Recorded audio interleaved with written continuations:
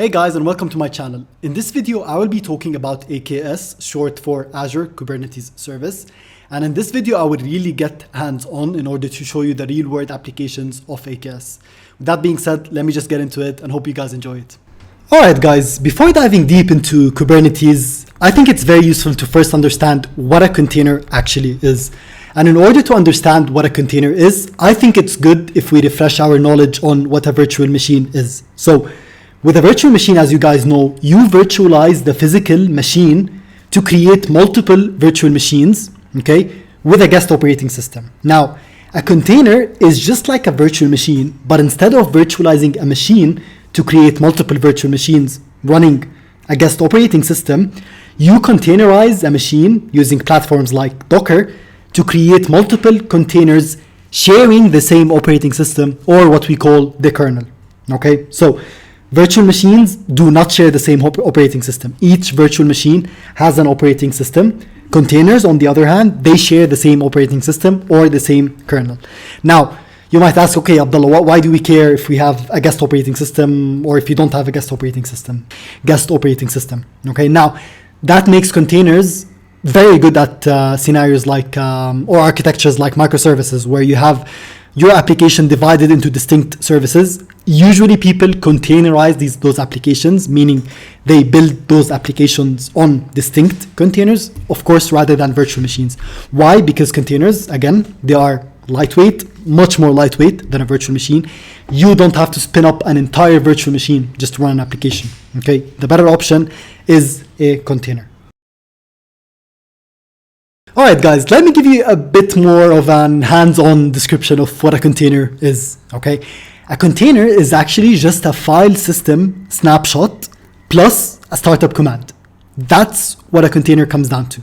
It's just a file system snapshot plus a startup command. And this description is gonna make way more sense once I build a real container running a real application in a bit. Let me actually spin up Visual Studio and show you guys how to create a container. So, in this case, I have a parent directory called test docker, and inside it I have two directories, one called auth and one called order. Each is a different application, very simple ones. So let's start with the auth application. As you can see, guys, I have several files that make this application work. Okay, so without the router folder, for example, without the package.json, my application will never work. So I need those files, okay? However, my application is actually useless if I don't have a startup command. In other words, my application is useless if I just have those files, but I don't actually start it, okay, which obviously makes perfect sense. So right now, let's actually make my application useful. So let me change directory to auth and then run npm start. So npm start is the startup command for my application. It's what's gonna spin up my application. And let's give it a bit of time. And as you can see, my server is listening on port 3000. And if I go here, as you can see, guys, this is working fine. The application only tells you to subscribe to my YouTube channel, okay? It is working now, but what I wanted to highlight is that without the startup command, my application is actually useless, okay? Cool, so let me demonstrate how we create a Docker container. And again, guys, Docker is one of the many platforms that we use to create and manage containers, okay? There are other platforms. Docker is the most popular one, but we have other platforms as well, okay? Now, I don't want to demonstrate installing Docker because it is very easy to do so, but if you want to quickly check if you have Docker or if you don't have Docker, just run Docker in a command line and you should not see an error, basically. You should see those help commands, okay?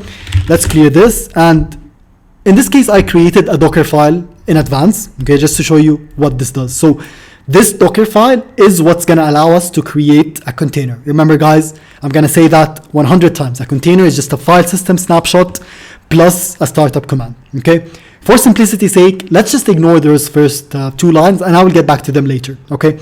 In my Docker file, I have a series of instructions that run synchronously, okay? So step by step. The first thing that I want to happen in my container that I'm going to create is to copy the package.json file, which is this one, okay, from this current directory. So dot means this current directory, okay, and then I want to run npm install, okay. In Node.js, all this means is that I'm copying this package.json file, which has the dependencies that my application needs. In this case, it's called Express and Node1, okay, And I'm running npm install in order to install those dependencies, because again, I want to host my application in a container. Okay, that container, when I spin it up, it's not going to have those dependencies by default. I need to install them, and copying package.json and running npm install is going to do that for me. So that's mandatory.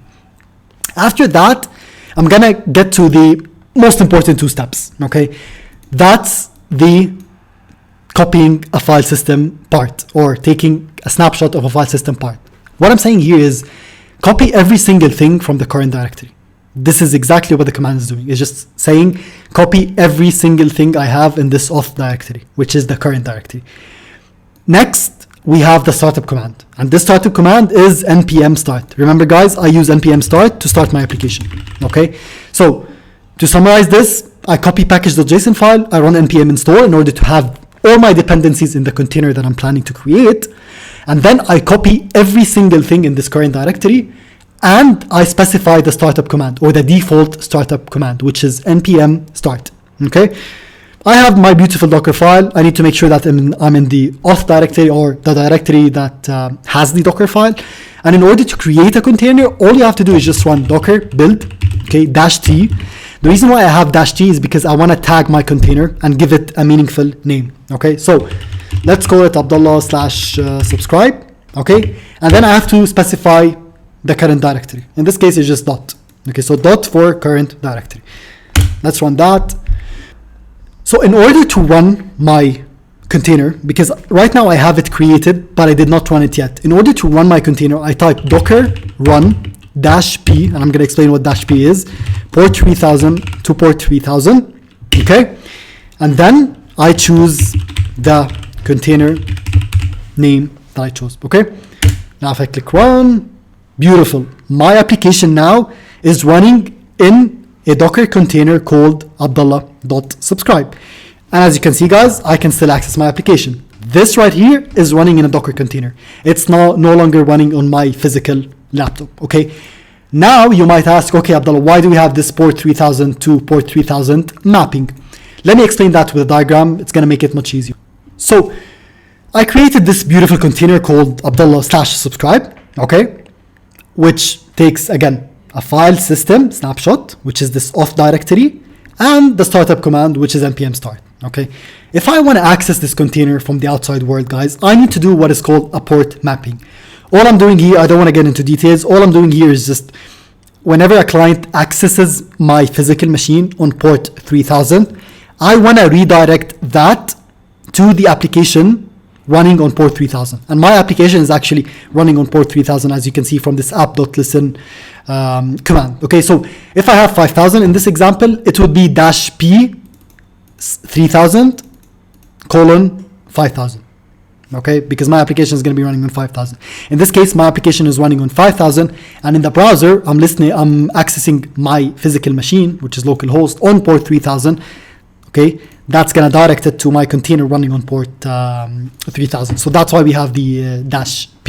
So I'm going to show you something interesting, guys. So let me type docker ps to see what list of running containers I have. So as you can see, guys, I have a lot of running containers, but we can ignore most of them. So I'm going to type docker execute, okay, -it. I'm going to explain what I'm doing here. And then the container ID, which is this one.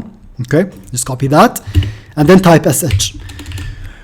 What you can do with the execute command is you specify a custom startup command. Okay, in this case, my default startup command is npm start, which is exactly what I want because I want to start my application. Okay, but if you want to customize the startup command, you can do that using the execute command. Okay, my startup command in this case is not npm start, it is sh. And the reason why I'm writing sh is because I want to open a shell in my container. Okay, so look at this, guys. Now, if I type ls on my root directory, look at that. It looks exactly like a Linux machine. So it has the bin folder, it has the var folder, it has the temp folder, but it also has this app folder. Now, this working directory makes much more sense because in the worker directory, I define where I want the snapshot of my file system, or in other words, this auth folder to be. And in this case, it's inside the app folder. And if I cd to app and then ls, you can see I have my Docker file, I have my index.js, I have every single file that's needed to run my application. Okay, again, it's looks like a virtual machine. This is why we have a working directory, and you can actually access the container through a shell by running sh startup command instead of the default startup command, which is npm start. All right, let's move on to Kubernetes. And before we talk about Kubernetes, let's talk about container orchestration in general. Okay, so what do we mean when we say container orchestration? So Kubernetes is a container orchestration service, but what does orchestration really means in the context of containers? So imagine we have a scenario where we have a lot of different containers running, like products container, order container, authentication container, payment container, etc. With orchestration, we need a service that's gonna perform self-healing first of these containers. So for example, if the products container crashes, we want something to self-heal that container, meaning to restart that container so that it can run perfectly fine. That's what we call self-healing. And that's a service that we expect from our orchestration service. The second is scaling, and that's probably the most important part here. So with scaling, I want to be able to do things like scaling a specific container, for example. So if I have, for example, the order container and I have a lot of spike in my application, I don't need to scale the authentication service, for example, because that's not getting as much traffic as the order container. So I want to be able to do things like spin up multiple of these order containers. That's something we can do with an orchestration service. And last but not least, it's also networking. So how do we configure communication between those components? And how do we configure communication from the outside world to these components? And that's what an orchestration does for us. Now we have a lot of different container orchestration services, and the three most popular ones, or let's say the two most popular ones, are Kubernetes and Red Hat OpenShift. Kubernetes is kind of the industry standard, but OpenShift is definitely up there as well. Let's start by explaining Azure Kubernetes Service and how it really works. And in this diagram, I've drawn a simplified architecture of how AKS, short for Azure Kubernetes Service, works. Okay, don't get too intimidated. I know this looks very complicated, but I'm going to break it down by component. Okay, let me start with the Azure managed part and the customer managed part and what those two parts really mean. So with the customer managed part, you manage the actual nodes in the cluster, okay? And that's what you actually have to pay for. And in the customer managed part, you have what we call nodes, which are just virtual machines, okay? And inside those nodes, you have a series of pods running. And for the sake of simplicity, let's just consider a pod that's exactly the same as a container. Okay, let's just consider a pod as a container. So pod A, for example, represents the order container. Pod B represents the authentication container, for example. But that part is what you have to pay for. And this is what I mean by customer managed. Now you have the part of Azure managed, and this is where most of the magic actually happens. And this part is actually free.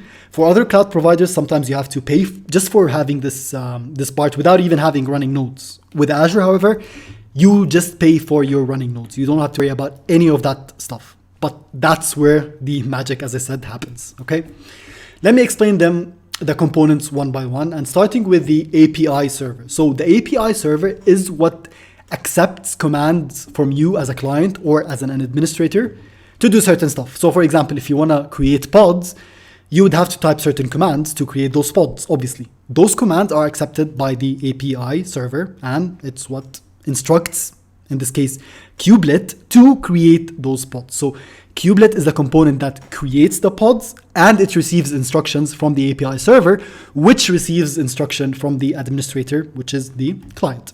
Okay. Now, working side by side with the API server is the controller manager and the scheduler. The controller manager is a state manager. It looks at the state of the cluster, meaning, how many pods do I have running? For example, pod A is running, that's a piece of state that the controller manager manages.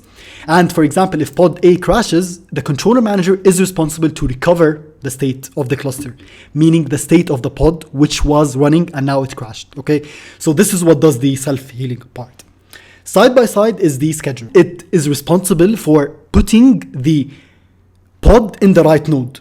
Okay, again, to balance things out. This is what the scheduler does. It is responsible for putting the pods in the right nodes. And last but not least, guys, we have this etcd component. And I think of this as the brain of the cluster. This is what Azure uses to store information about the cluster. So things like state, configuration, stuff like that. We don't have to worry about that part. Azure manages that part. This component is actually not used by applications for long-term storage. Applications will use a different thing. So again, this is completely specific to Azure, and it is what Azure uses to store things like state information and stuff like that. Again, the brain of the cluster. Let's talk about Kubernetes objects. Now, in Kubernetes, you will create what we call objects. So for example, a pod is an example of an object. And again, for simplicity, pods are exactly the same as containers and is a layer of abstraction above containers. In a pod, you can have one or more running containers, but again, for simplicity, let's just consider a pod the same as a container, okay? Next, we have a deployment object, and a deployment object is a layer of abstraction above the pods. So in Kubernetes, you typically won't actually create pods, you would create deployments instead of pods, okay? Because deployments can do things like updating the pod, for example. And this will make more sense once I provide a real-world example in a bit. Then we have stateful sets. And stateful sets are exactly the same as deployments, but they are used for stateful applications. So if you want to manage states in your applications, like sessions, for example, you can use stateful sets for that, or you can just go with a shared cache like Azure Redis, for example. I will make another video about the difference between stateless and stateful applications, but I just wanted to bring this up because you might see that popping up. Last but not least, we have what we call a service object. And a service object is actually divided into three distinct services, okay, or objects. The first is the cluster IP. A cluster IP service is what facilitates communication between the pods. Okay, so cluster IP gives a well-known URL for each pod to facilitate communications between them. So if pod A wants to talk to pod B, it will not use the IP address of pod B. Instead, it will use the cluster IP of pod B, which is again a well-known address that doesn't change. Okay. Next, we have node port, and node port is allows us to access the pods outside the network, but this is only recommended for development scenarios. Okay. Load balancer, on the other hand, is also used to access pods from outside the network, and this is what's actually used in production.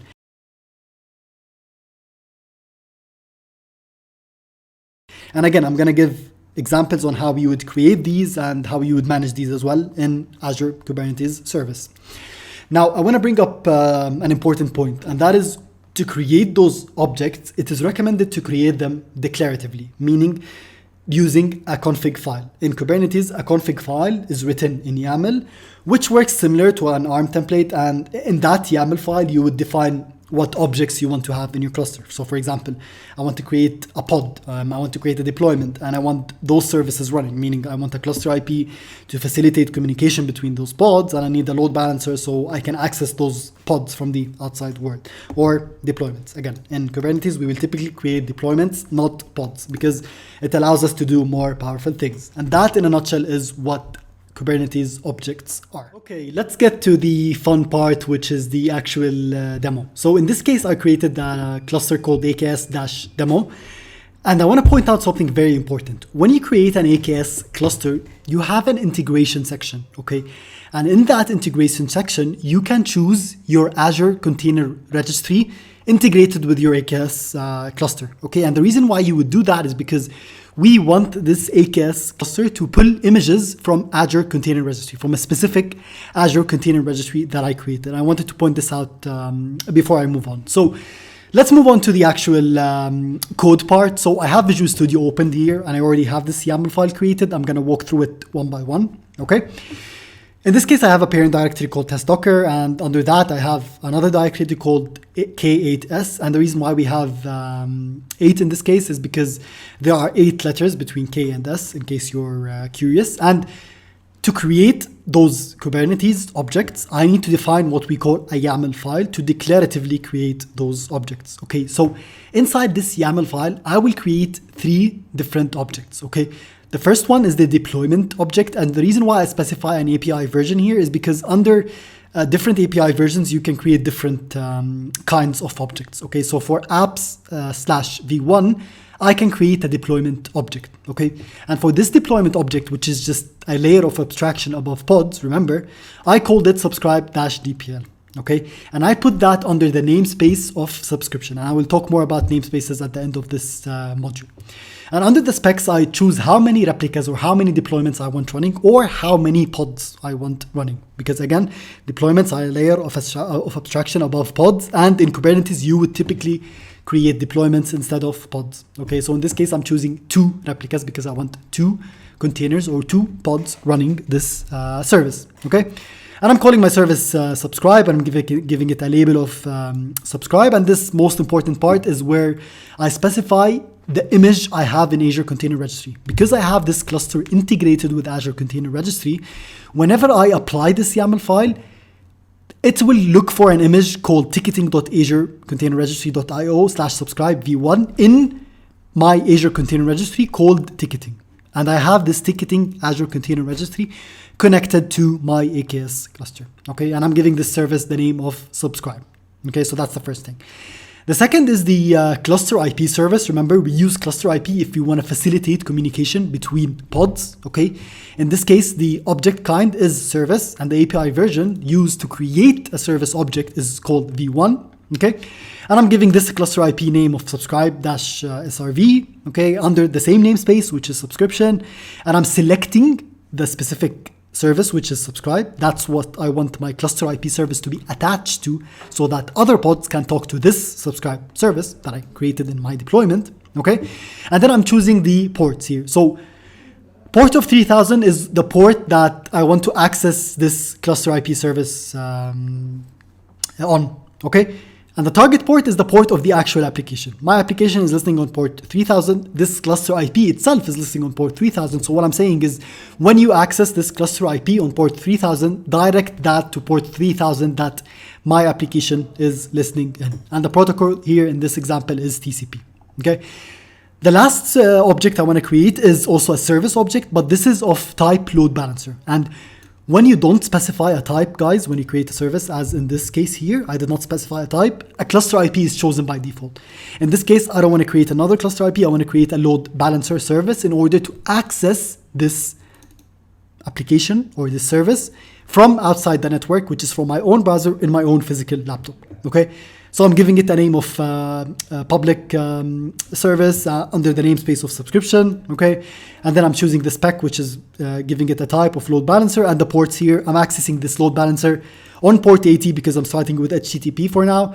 And then the target port is 3000 because that's what my application is listening in, okay? So for now, guys, this cluster IP is actually useless because I don't have any other pods running to talk to this service, okay? But this will be more useful later on, okay? But for now, all I'm going to use is the load balancer service and the deployment object, okay? In order to access this pod from the outside world, I need this load balancer service, okay? Now, before I apply this YAML file, guys, I need to first connect to my AKS cluster, the one that I created, okay? In order to use my development environment, which is Visual Studio Code in this example, to connect to my AKS cluster and not to any other cluster. To do that, I already copied a command, an AZ command for that, which is AZ AKS get credentials. You specify the resource group name, which is home lab in this case, and then the name of the cluster, which is AKS Demo in this case. Okay, now I am connected to my cluster. Okay, I don't have anything useful running in my cluster. So if I type kubectl get pods, I don't have anything running under the default namespace. But if I do kubectl get pods -- namespace kube system, I will get a lot of different pods running. Okay, this kube system is actually there for Azure to manage. So it runs very important pods that makes all the magic of AKS works. Okay, we don't have to worry about this kube system. I just want you to know that we don't have anything customer managed running. Okay, all of these pods are just there by default, and it's what makes AKS cluster work like magic. Okay, but for now, we don't have any custom created pods, and I want to do that now. Okay, now that I have this YAML file defined, I want to apply that YAML file. Okay, so before I do that, I actually have to first create a namespace called subscription because I don't have a namespace called subscription by default. So to do that, I will imperatively create it called using kubectl create namespace and then the name of the namespace, which is subscription. Okay, now I have a namespace called subscription, and now I can apply this YAML file. And to apply this YAML file, I type kubectl apply dash F and then the name of the YAML file. Okay. Now I have the deployment created. Okay. I have the cluster IP called subscribe service created, and I have the load balancer service created called public service. Okay. Now if I clear that, okay, and I type kubectl get deployments, for example, dash namespace, okay, because it's under this namespace. Look at that. I have 2 deployments running because I chose 2 replicas. And again, because deployments are a layer of abstraction above pods, deployments will actually create pods behind the scenes for us. Okay. So if I type kubectl get pods dash namespace, and then I choose subscription, okay, I have 2 pods running. Okay. However, to access this pod from the outside world, I need to have a load balancer service created, which I already do. Okay, and to check that, I type kubectl get services dash namespace, okay, subscription.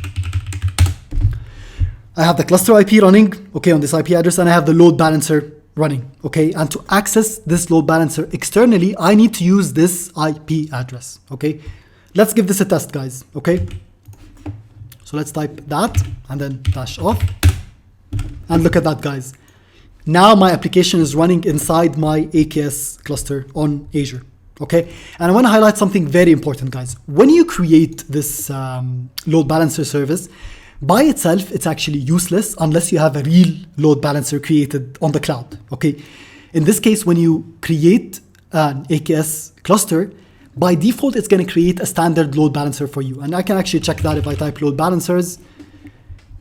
As you can see, guys, under this AKS demo, okay, for that one, I have a load balancer called Kubernetes, and it is there by default. Okay, so without a real load balancer, this cluster IP is actually, this load balancer, excuse me, is actually useless. Now I can access my pod from outside the network, from my own physical laptop. Okay, that's beautiful. And if I want to show you guys a quick representation of the current architecture we have, this is what we have right now. Okay. For simplicity, I only drew 1 node, but again, remember, guys, we have 3 nodes created by default for an AKS cluster, okay? In this case, I'm just simplifying this diagram with only 1 node. Inside my cluster, I have 2 pods running. Those 2 pods are called subscribe, okay? They're running the subscribe service, okay?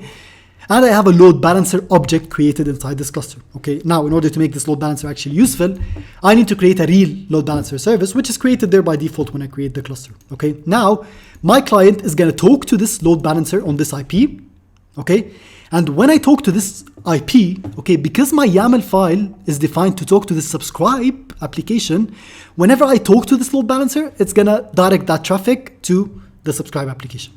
So that's my architecture right now. It's a very simple one, okay? But there are, of course, a lot of drawbacks in it. The reason why we have some limitations is because this load balancer service actually operates on what we call layer 4 in the OSI model, okay? So it does not understand things like HTTP. It doesn't understand, what URL has been used. So it cannot study this URL. And if it's, for example, /payment, it doesn't understand, like if it's /payment, it has to go to the payment service. It doesn't understand if it's /auth, it goes to auth service, stuff like that. It operates on layer 4 and not layer 7, okay? So in order to have URL-based routing, okay, such as this example, okay, we use what we call Ingress Engine X. And Ingress Engine X is actually a reverse proxy, okay, or a load balancer that operates on layer 7, which is the good HTTP stuff, okay? So it understands the URLs, what I write here.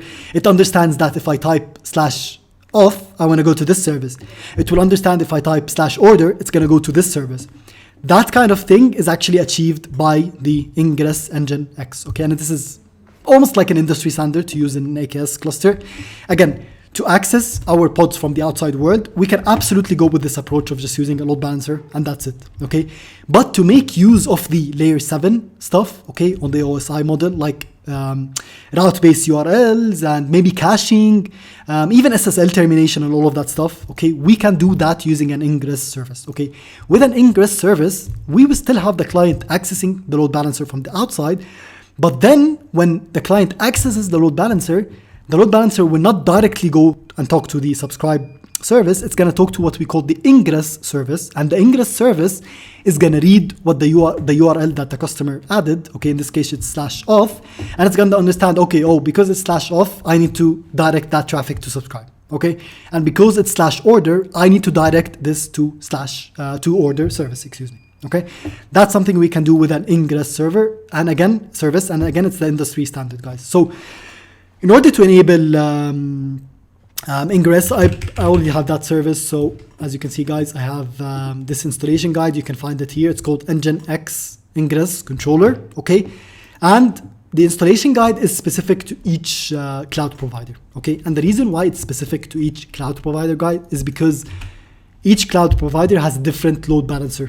service. Okay, and when you actually apply this YAML file, if I actually, that would be interesting if I actually go through that. So if I type that, you can see it's a huge YAML file that it's already created by default from Nginx. Okay, what this will create a bunch of different objects. Okay, so it will create a namespace, it will create a service account, a lot of different objects that we did not even talk about. Okay, most importantly, it's going to create this Nginx service and a load balancer service. Okay, that's why it's specific to the cloud provider, because this will create an ingress service and a load balancer service. In this case, I omitted the load balancer service from my diagram, okay, just for simplicity. But just know that when we apply this YAML file or YAML command, okay, it's going to create an ingress service and a load balancer. Okay, let's actually go ahead and apply that. Okay, so if I do that and I just apply that, you can see it created a bunch of different objects, guys. This is out of scope of this video, but just know that I created a lot of different objects to make that magic work. Okay, so now, in order to make use of this ingress, okay, in order to configure this ingress Nginx, okay, and do things like URL routing, maybe SSL termination, maybe caching content, etc., we need to actually define another YAML file. Okay, I already did that. I'm going to walk you through that again. Okay, so the kind of object I'm creating is called ingress using this API version. I'm giving it a name of ingress service. Okay, and I'm still putting it under the namespace subscription. Okay. And then under the spec, this is where I define the rules, guys. Okay, in this case, I'm only specifying the URL routing. Okay, what I'm saying here is whenever the client goes through this endpoint /auth, I want this ingress service to direct the traffic to subscribe-srv. Remember what subscribe-srv is? It's actually the cluster IP. Okay, that's why we create cluster IPs, in order to facilitate communications between pods. Because again, guys, at the end, this ingress is actually an application. It's running in a pod. Okay, we are configuring it through this YAML file, but again, at the end, it's just an application. Okay, we want that application to direct traffic to this application. In order to do that, we use a cluster IP service, which we already did. Okay, so what we're saying here is any user that goes to /auth, direct that to this cluster IP, which is running the subscribe service. Okay, obviously we want that all to happen on port 3000. Okay, because that's what the cluster IP is listening on, which in turn will take it to the target port, which is 3000, because that's what my application is listening on. Okay, let's apply this YAML file, and let's do kubectl apply -f, and then let's type ingress srv.yaml. Beautiful. Now I have my ingress service created with all the rules. I can add more rules, guys. I can do stuff again like SSL termination. I can add stuff like caching, etc. For now, let's just do URL based routing, and we can only do URL based routing using a layer 7 load balancer or reverse proxy. We cannot do that with a standard load balancer because it only deals with layer 4 stuff. Okay, now my application should still work, but I need to find out what services do I have created. So let's do kubectl get services --namespace subscription. I already have this load balancer created from before, okay, but I'm not going to use that because that's the default one I created. We want to go with the Nginx one, the one that was created for us by default. And if I go back to my portal, guys, to my cluster, and I go to services and ingresses, I can see another load balancer service created for us. Okay, service, cool. This one was created by me. I don't want to use that anymore because I want to make use of all the layer 7 stuff. Okay, I'm going to go with that IP address. Okay, that's what we want to use in order to go with this architecture. Cool, let's test that. Let's go to this IP address. It's 404, not found because I don't have anything defined on that route, but I do have something defined on that route, and that should work. So right now, everything is working perfectly fine using an ingress. And why do we use ingress? Because it operates on layer 7. You can do a lot of powerful stuff like URL-based routing. So now I can easily add another route called /order and configure ingress engine X to talk to this order service whenever someone types /order. Okay, those are the beauty of layer 7 reverse proxies. Okay, so now my application or my architecture is way better, and I can access my pods from outside the network. I can access my pods based on URLs, and I can do a lot of powerful stuff, guys. So that's really, in a nutshell, how AKS cluster works. It's a very simplified version, but I just wanted to make it as hands-on as possible.